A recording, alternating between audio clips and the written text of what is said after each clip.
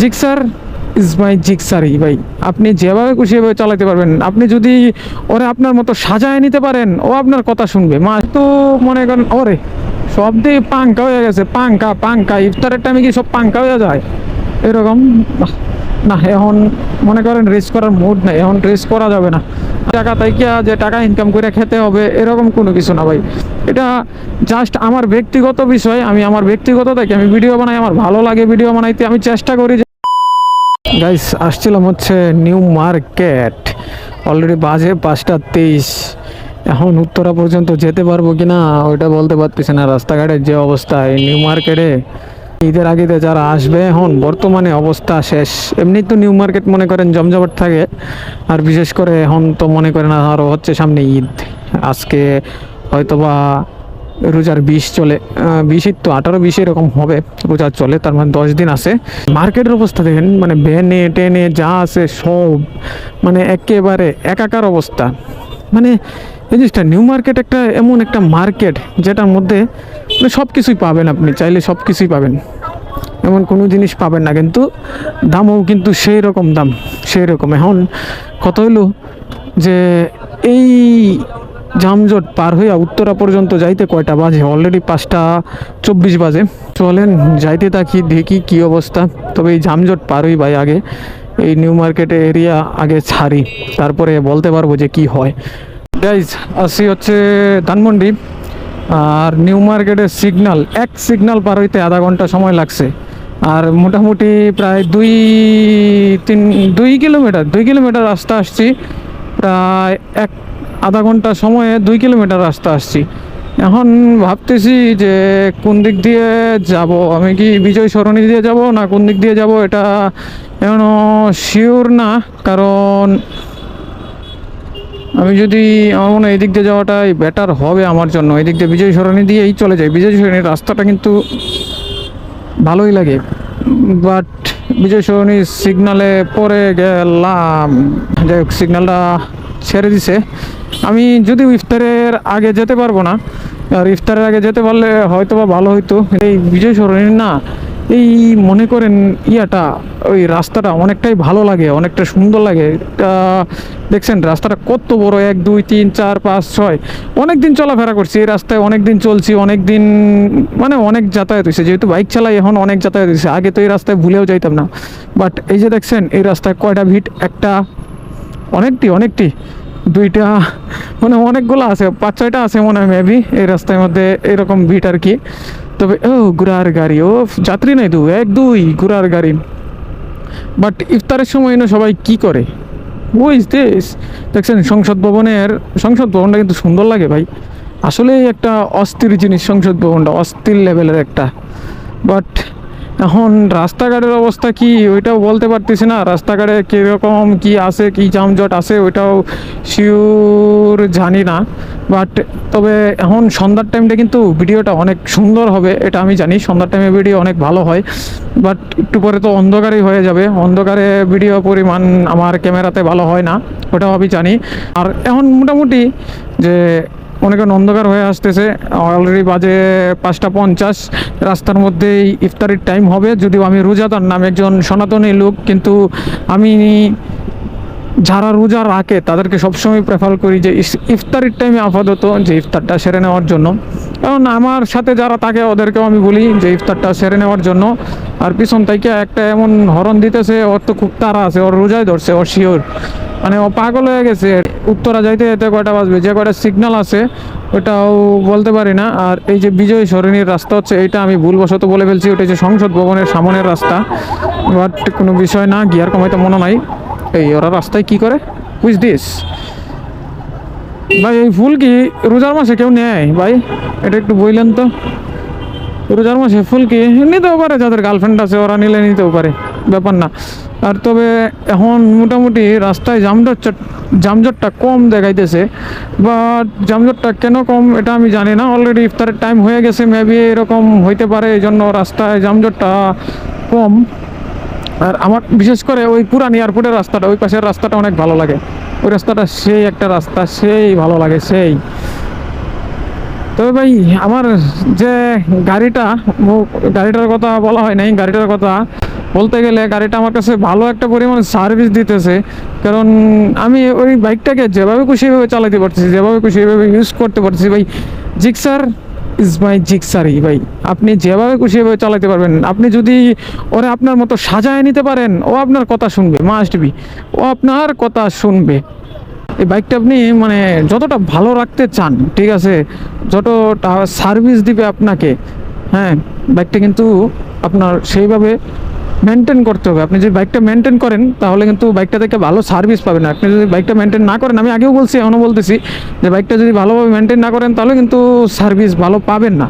তাই আমি মনে করেন মোটামুটি আমার যতটুকু সামর্থ্যের ভিত্তিতে আছে বা যতটুকুর ভিতরে আছে, আমি সবসময় কী করি যে আমি ভালোভাবে একটা সার্ভিস বা প্রপার একটা সার্ভিস দেওয়ার চেষ্টা করি। আমার এমন সময় হয় যে মাস্টার সার্ভিস দিতে দিতে হয়ে যায়, মানে মানুষে তো মোটামুটি কত হাজার কিলোতে মাস্টার সার্ভিস দেয় ওইটা আমি জানি না, আমার মনে হয় 5 থেকে 6 হাজার কিলো পর পর একটা মাস্টার সার্ভিস দেওয়া উচিত। তারপরে মনে করেন কোনো জায়গায় ট্যুরে গেলে একটা মাস্টার সার্ভিস দেওয়া উচিত। মানে সব মিলাইয়া, মানে ট্যুর থেকে তারপরে ঢাকা সিটিতে চালাইলে 5-6 হাজার কিলো চালানোর পর একটা মাস্টার সার্ভিস দেওয়া উচিত। হ্যাঁ, ঠিকমতো ইঞ্জিন অয়েল ড্রেন করা উচিত। যেমন আমার কথা বলি, আমি যে ইঞ্জিন অয়েলটা ইউজ করি, সেই ইঞ্জিন অয়েলটা মানে long ride engine oil use করি, এটা দিয়ে মোটামুটি বাইরের দেশে মনে করেন যে 6 হাজার কিলো চালানো যায়। মানে যেটা আমি দেখলাম যে ওদের সাজেস্ট করা, যে কোম্পানির সাজেস্ট করা যে 6 হাজার কিলো চালানো যায়। বাট বাংলাদেশের জন্য 5 হাজার, সরি 3 হাজার, 3.5 হাজার এনাফ ভাই। বাংলাদেশের যে ওয়েদার আর বাংলাদেশের যে ধুলাবালি পলিউশন সব মিলাই মনে করেন যে 3 হাজার, 3.5 হাজার ভালো, ওকে ফাইন। কিন্তু আমি একজনটা দেখছি যে এই ইঞ্জিন অয়েল দিয়ে প্রায় 5 হাজার, 6 হাজার কিলো চালায় আমাদের বাংলাদেশে, তাও আবার মানে আমি এরকম একজন দেখছি। এরকম পাগল কি বাংলাদেশে আছে আসলে ওইটা আমি জানি না।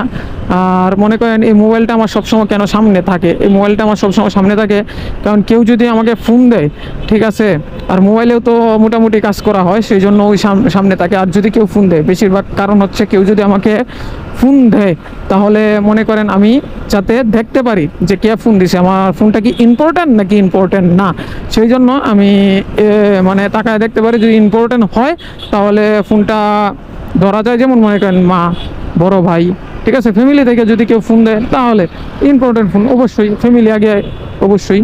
তো এই জন্য ফোনটা সামনে রাখি। রাস্তাটা যে এত ফাঁকা আর এত সুন্দর লাগবে আর এত সুন্দর রাইড এনজয় করতে পারবো, এত সুন্দর বাইক চালায়া, ওই কিরে, এত সুন্দর বাইক চালায়া যেতে পারবো, ওটা তো আমি কখনো ভাবতে পারি নাই। বাট সামনে একজন যাইতেছে যেটার মাথায় কোনো হেলমেট নাই, ও তো সেই চালায়া যাইতেছে, সেই মানে ধুম টাইনে যাইতেছে। বাট এই বাইকে প্রাইভেট কার দর্শনের জন্য কিছু দেখাইতে পারতেছি না। প্রাইভেট কারটা যদি না থাকতো তাহলে দেখাইতে পারতাম। চলেন তাকে একটু ধরা যাক, ধইরা তারপরে দেখি তার, যদিও পিছনে লেডিস আছে, লেডিসের জন্য কি উনি পাঙ্কা হয়ে গেল নাকি? ওরে বাপরে, ওরে তো আমি ধরতেই পারতেছি না। হয়তো ওই যে অবস্থাটা তার দেখেন, ও যেদিকে খুশি এদিকে ঢুকে যাইতেছে, তাও আবার কি গাড়ি নিয়ে, গাড়িটার নাম কি? ও রে, এটা কম সিসির গাড়ি, কি বলতে পারতেছি না। বাট ও কিন্তু সেই টানতেছে, সেই, কারণ এই যে ইফতারের টাইম তো সেই জন্য সেই টানতেছে। কিন্তু ভাই হেলমেট ছাড়া বাইক চালানোটা ঠিক না, যে আপনি তো অবশ্যই জানেন। কিন্তু ভাই কেন এই হেলমেট ছাড়া এইভাবে যাচ্ছেন? আজকে যদি একটা দুর্ঘটনা হয়, প্রতিটা কার হবে, আপনার যেই হোক আপনারই হবে, বা যে কোনো একজনের তো হবে, তাই না? আচ্ছা যাই হোক, ওইটা দেখে আমাদের কোনো লাভ নাই, যার যার ব্যক্তিগত বিষয় তার।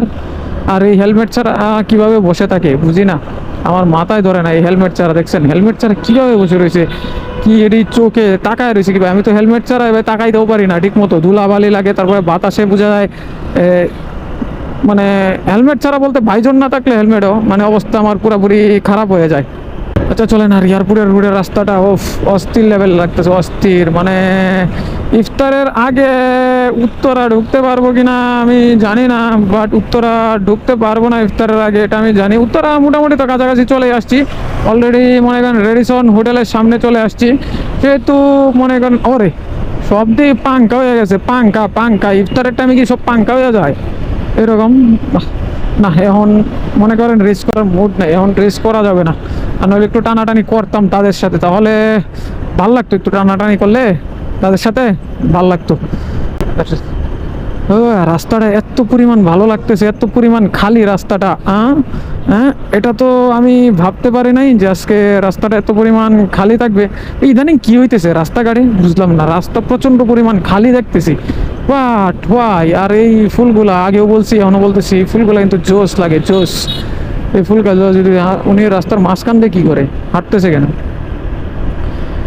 বাট ভাই আজকের জানি না ভিডিওটা কীরকম হয়েছে, কি আবল তাবল বলছি, কি উল্টাপাল্টা বলছি, তবে ভাই যাই বলি না কেন, ঠিক আছে, দেখবেন একটু আসলে আপনাদের সাপোর্ট পাওয়ার জন্য, আপনাদের ভালোবাসা পাওয়ার জন্য টুকটাক ভিডিও বানাই। আর শখে ভিডিও, মূলত আমার শখ হচ্ছে ভিডিও বানানো বা ভিডিও করাটা হচ্ছে আমার শখ, ঠিক আছে। আমি ওই মনে করেন যে আমার টাকা ইনকাম করতে হবে বা কোনো কিছু, ঠিক আছে, ওইরকম কোনো ইচ্ছা নাই এইরকম এখন বর্তমান সময়ে আর কি।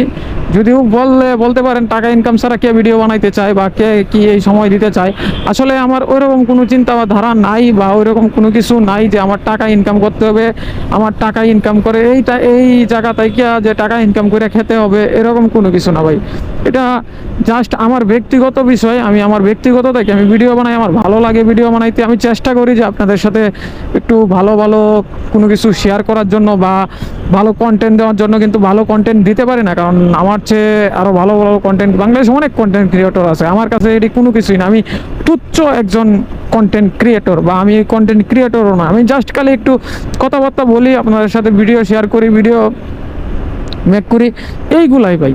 আর আমি তো সাধারণ একজন তুচ্ছ কন্টেন্ট ক্রিয়েটর, আমার কন্টেন্টের কোনো মূল্যই নাই, কোনো ভ্যালুই নাই। আমি ওইরকমভাবেই কন্টেন্ট বানাই, এরকম কন্টেন্টেই হয়, আর ভালো কোনো কন্টেন্ট হয় না। বাট আজকে কি ফুয়েল পাম্প ফাঁকা আছে? বাপরে বাপ, এই ইফতারির টাইমেও ফুয়েল পাম্পের এই অবস্থা। যাই হোক গাইস, অনেকক্ষণ ভিডিও করলাম, অনেক লম্বা ভিডিও করলাম, অনেক কিছুই বললাম, অনেক আবল তাবল অনেক কিছুই বললাম, জানি না। আর আমি তো মাঝখানে শুনছিলাম যে এনা গাড়ি নাকি বন্ধ, মানে এনা গাড়ির নাকি নাম চেঞ্জ করে ফেলছে। বাট ওইটা তো হইল না, এনা তো রাস্তায় এখনও চলতেছে। বাট এটা কি ভুয়া ছিল এনা গাড়ির নাম চেঞ্জ করা? এটা মনে হয় ভুয়া ছিল, এটা অরিজিনালি না আমার সম্ভবত, যতটুক ধারণা, আমার ধারণা থেকে বলতেছি আর কি, এটা আর কি। আচ্ছা দেখ গাইজ, অলরেডি চলে আসছি নিকুঞ্জ অ্যান্ড খিলক্ষেত, মানে খিলক্ষেত এই সাইডটা নিকুঞ্জ, এই সাইডটা খিলক্ষেত মনে হয়, মেবি শিওর আমি জানি না। এই সাইডটা হয়তো বা নিকুঞ্জ, মানে বাম সাইডটা নিকুঞ্জ, ডান সাইডটা হচ্ছে খিলক্ষেত।